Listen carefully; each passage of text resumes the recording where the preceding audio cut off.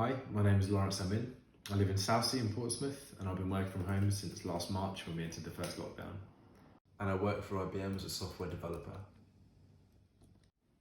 Normally I commute an hour each way to my work in Winchester, so the very first point I would mention about lockdown has been that I have saved quite a lot of money just in petrol.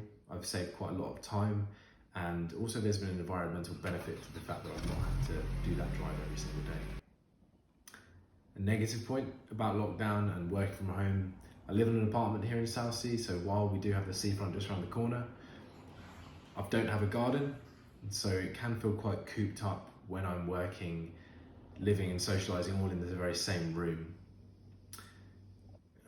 On the days where there isn't as much work to do, there is another negative effect, which is that where ordinarily if I was in the office I could potentially talk to my manager, get some extra tasks to do, where things are done virtually now, that communication isn't as seamless and fluid.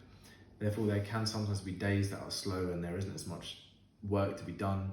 It does breed a certain feeling of anxiety because I know that I'm being paid to do a job, but through no fault of my own, I'm sat here unproductive. I'm quite lucky that at my workplace there's a gym, so I can go down there on my lunch break and do exercise. However, here at home I've had to adapt to that. I have to go for runs outside or do stretching or do home workouts 3 or 4 times a week, but I have found that it's had a really beneficial impact on my mental health, especially being stuck inside so often. When I'm done working, I tend to try and cook healthy meals.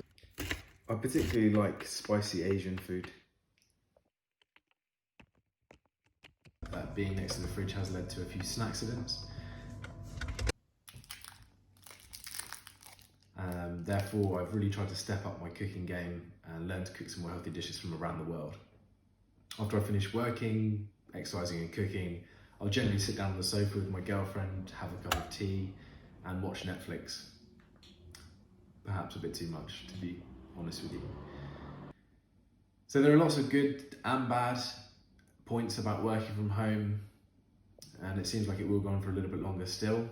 But overall, the ultimate thing I'm looking forward to most about returning to the office will be that first person-to-person coffee and catch up.